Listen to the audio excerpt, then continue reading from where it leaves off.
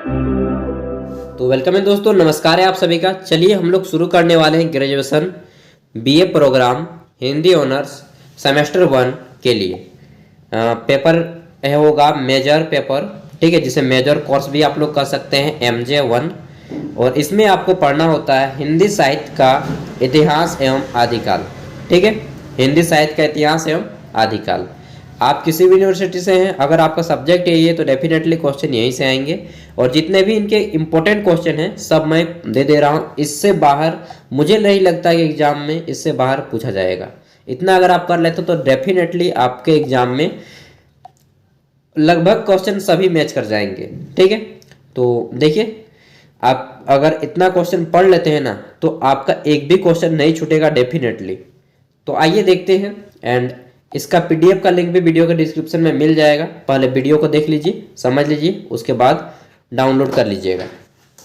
पहला है प्रश्न कि साहित्य इतिहास लेखन की परंपरा एवं समस्या पर प्रकाश डालें।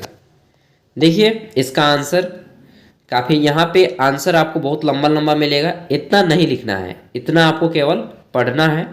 और जो भी चीज़ें याद में रहें इसको सूक्ष्म में अपने घर में नोट्स बनाइएगा, छोटा छोटा नोट्स, और उसको एग्जाम में लिखना है, ठीक है। अभी एग्जाम से पहले मैं दे रहा हूँ ताकि आप लोग अच्छे से घर में पढ़ाई कर सकें। डेली 2 घंटा पढ़ेंगे तो इजीली आपका एग्ज़ाम निकल जाएगा, बहुत ही ईजी निकलेगा। 60 से 70% अगर आप लाना चाहते हैं तो डेली 1 से 1.5 घंटा 2 घंटा पढ़ाई कीजिए। क्वेश्चन नंबर 2 है काल विभाजन और नामकरण की समस्या पर प्रकाश डालें। तो हिंदी में जितने भी ये साहित्य इतिहास के काल बांटा गया है उनको किस तरह से बांटा गया है, यहाँ पे देखिए सबका डेट दिया गया है, टोटल 11 डेट है, ठीक है, इनको पढ़ना है। फिर प्रारंभिक काल, मध्य काल, अलंकृत काल, परिवर्तन काल, वर्तमान काल, इन सब को उल्लेख किया गया है, इसको अच्छे से पढ़ना है। आदि काल, भक्ति काल, रीति काल, आधुनिक काल, ठीक है। उसके बाद संधि काल, चारण काल, फिर है भक्ति काल, रीति काल, आधुनिक काल, इन सब को पढ़ना है। वैज्ञानिक दृष्टिकोण भी दिया गया है। अब आता है, ये है बहुत ही VVI क्वेश्चन। सोच लीजिए कि आपके एग्जाम में क्वेश्चन डेफिनेटली ये क्वेश्चन आने ही वाला है। देखिए बहुत तरह से पूछा जा सकता है, 4-5 तरह से पूछा जा सकता है, क्वेश्चन एक ही है, आंसर सेम होगा। पहला है कि आदिकालीन हिंदी साहित्य की आविर्भावक परिस्थितियों पर प्रकाश डालें, अथवा आदिकालीन हिंदी साहित्य की प्रेरक पृष्ठभूमि का संक्षेप में वर्णन कीजिए, अथवा जिन परिस्थितियों में हिंदी साहित्य का आदिकाल निर्मित हुआ है उसकी विवेचना कीजिए, अथवा आदिकालीन सामाजिक सांस्कृतिक पृष्ठभूमि पर विचार करते हुए आदिकाल के साहित्य पर इसके प्रभाव दर्शाएं, अथवा आदिकालीन सांस्कृतिक पृष्ठभूमि साहित्य का व्यापक कलक निर्मित करती है, सिद्ध करें। इन सभी का आंसर एक ही होगा, ठीक है। तो आइए देखते हैं आंसर। पहले आपको इंट्रोड्यूस करना है, फिर राजनीतिक स्थिति बताना है, फिर सामाजिक परिस्थितियों के बारे में बताना है, फिर सांस्कृतिक परिस्थितियों के बारे में बताना है, ठीक है। एंड इसके बाद साहित्यिक परिस्थिति के बारे में बताना है कि इसका साहित्य कैसा रहा, और इस तरह से आपका आंसर फ्रेम किया जाएगा। आगे देखते हैं। तो नेक्स्ट क्वेश्चन है कि आदिकाल के नामकरण की समस्या को स्पष्ट करें। आदिकाल का जो नामकरण किया गया है, विभिन्न इसमें विद्वानों का मत देना है, जैसे कि आचार्य रामचंद्र शुक्ल जी ने क्या कहा था जी, आप भी क्या कहते हैं उसके बारे में बता दीजिएगा। फिर मतलब जितने भी बड़े बड़े लोगों ने खोज किए हैं हिंदी साहित्य में उन सबके साहित्यकारों के नाम बताने हैं, यहाँ पे दिया गया है। फिर आचार्य महावीर प्रसाद द्विवेदी जी का दिया गया है, डॉक्टर राम कुमार वर्मा का मत दिया गया है, ठीक है। नेक्स्ट देखते हैं। तो डॉक्टर गणपति चंद्र गुप्त का मत दिया गया है। यहाँ पे बहुत सारे लोगों को मत दिया गया है, आपको जो अच्छा लगे और जिसको लिखना हो उसी को लिखें, और अंत में निष्कर्ष यानी कि कंक्लूजन दे देना है। आगे देखते हैं अगला क्वेश्चन क्या है। तो देखिए क्वेश्चन है कि आदिकालीन हिंदी साहित्य की प्रवृत्तियों की विवेचना कीजिए, अथवा आदिकालीन हिंदी साहित्य की प्रवृत्तियों और विशेषताओं का संक्षेप में वर्णन कीजिए, ठीक है। ये हो गया, और इसका आंसर यहाँ पे दिया गया वीरगाथा कथा, वीरगाथात्मक कथा। फिर देखिए श्रृंगारता के बारे में, आध्यात्मिकता के बारे में, तो इस तरह से दिया गया है प्रवृत्ति, शुद्ध मनोरंजन की प्रवृत्ति, सबको पढ़ना है आपको घर में, ठीक है। और अगर कोई बच्चा बाहर में रह रहे हैं, मतलब बहुत से लोग होते हैं कि काम करने चले जाते हैं, तो वे इजीली आप लोग पढ़ाई को कंटिन्यू कर सकते हैं। आपको बुक वगैरह खरीदने की ज़रूरत नहीं पड़ेगी, आई होप, क्योंकि पीडीएफ में सब कुछ दे ही दे रहा हूँ फ्री में, एक भी रुपया आपसे नहीं लिया जा रहा है, बस जो ऐड आ रहा है ना उसी से मेरा काम हो जा रहा है, और बाकी अपना काम तो है ही है। प्रश्न देखते हैं। तो अगला प्रश्न है कि चंदवरदाई का साहित्य परिचय दीजिए, ठीक है। चंदवरदाई का साहित्यिक परिचय देना है।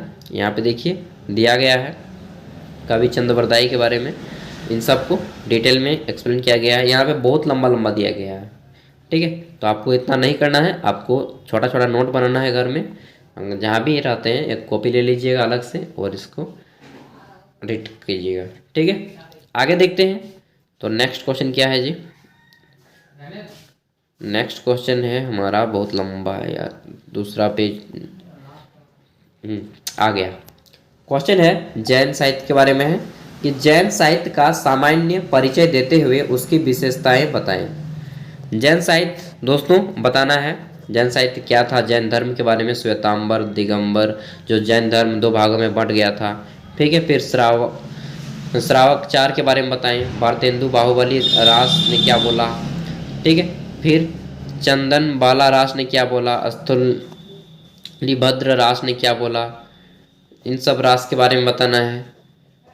फिर है आपका नेमी चंद्र चौपई, इनके बारे में, अन्य जैन रचनाएं, ठीक है, और जैन रचनाओं के नाम दे देना है। फिर विषय की विविधता, उपदेश मूलकता, तत्कालीन स्थितियों का यथार्थ चित्रण, विश्वसनीय साहित्य, शांत या निर्वेद प्रमुख रस, काव्य रूपों में विविधता, लोक भाषा की पृष्ठता, गद्य की प्राचीनतम रचनाएं, इन सबको यहाँ पे डिस्कस किया गया है। अगला क्वेश्चन है, क्वेश्चन क्या है? तो देखिए यहाँ पे क्वेश्चन है कि रासो कवि की सामान्य विशेषताओं का उल्लेख करें, ठीक है। रासो कवि की सामान्य विशेषताएं का उल्लेख करना है, पहले परिचय देना है, फिर बताना है संदिग्ध रचनाएं उनकी कौन कौन सी है, फिर ऐतिहासिकता का अभाव है उनमें क्या क्या पाया जाता है उन सबको बताना है, फिर युद्धों का सजीव वर्णन मिलता है इसमें, फिर बताना है कि युद्धों का मूल कनक, कामिनी और भूमि के बारे में, फिर संकुचित राष्ट्रीयता के बारे में बताना है। अगला है वीर और श्रृंगार रस के बारे में बताना है। 7वां है नारी के वीर रूप का वर्णन करना है। 8 नंबर इसी तरह से है। 9 नंबर जनजीवन से संपर्क नहीं। 10वां नंबर प्रकृति का चित्रण किस प्रकार किया गया है। काव्य के 2 रूप किस किस को बताए गए हैं, रासो ग्रंथ, ठीक है, छंदों का विविध मुखी प्रयोग, अलंकार, और 15वां है डिंगल और पिंगल भाषा। तो इतने सारे पॉइंट को डिस्कस किया गया है। अगला क्वेश्चन है कि विद्यापति भक्ति कवि है या श्रृंगारी, तर्क पूर्ण लिखें, अथवा भक्ति कवि के रूप में विद्यापति का संक्षिप्त विवरण दें, अथवा श्रृंगार कवि के रूप में विद्यापति का परिचय दें, अथवा मैथिली कोकिल विद्यापति पर विचार प्रस्तुत करें। तो ये चीज़ पूरा का पूरा आपको डिस्कस करना है, सभी का आंसर सेम होगा, ठीक है। तो देखिए आंसर दिया गया point wise, point number 1 2 3 4 5 6, total कितने पॉइंट है, 7 8, ठीक है, 9 10 11 12 13 14 15 16 17 18 19 20, इन सभी पॉइंट को दिया गया है और उसके निष्कर्ष भी दिए गए हैं, ठीक है। 21 पॉइंट दिए गए हैं, 21 पॉइंट। आगे देखते हैं। तो क्वेश्चन है कि निम्नलिखित पदों का भावार्थ लिखें। ये देखिए पद यहाँ पे दिया गया है, वंदन नंदन नंदन, कंदम्बक तरु तर, राधा की वंदना, देख देख राधा रूप अपार। फिर 3 नंबर है वै संधि, शैशव जौवन दुहु मिली गिल, ठीक है। तो इस तरह से आपको पूरा का पूरा पढ़ना है और इसका उत्तर यहाँ पे दिया गया है, संदर्भित किया गया है, प्रसंग दिया गया है, भावार्थ दिया गया है, ठीक है। फिर इसका पूरा का पूरा आंसर फ्रेम किया गया है, सभी प्रसंग का भावार्थ भी मिल जाएगा। तो जितने भी प्रसंग हैं इन सभी को पढ़ना है, भावार्थ को पढ़ना है और एक छोटा सा अच्छा सा नोट तैयार कर लेना है। अब देखते हैं अंतिम क्वेश्चन रहेगा। तो अब आता है ऑब्जेक्टिव क्वेश्चन, और ऑब्जेक्टिव क्वेश्चन को हम लोग नेक्स्ट वीडियो में करेंगे। आज का वीडियो काफ़ी लंबा हो गया इस वीडियो, ठीक है। एंड इसका पीडीएफ का लिंक आपको यहाँ तक का पीडीएफ पूरा का पूरा यहाँ तक का पीडीएफ आपको मिल जाएगा, पेज नंबर 1 से लेकर के यहाँ तक का। इसके बाद आपको जितने भी क्वेश्चन पेपर हैं जो कि प्रीवियस ईयर में पूछे गए थे, अगले साल पिछले साल पूछे गए थे, उन सभी का क्वेश्चन पेपर भी हमारी वीडियो के डिस्क्रिप्शन में मिल जाएगा। वहाँ से डिस्क्रिप्शन से जा करके देख लीजिएगा, ठीक है। क्वेश्चन किस टाइप से आते हैं उससे आपको पता चल जाएगा। Thank you, all the best. पढ़िए, अपने दोस्तों तक भी शेयर कर दीजिएगा।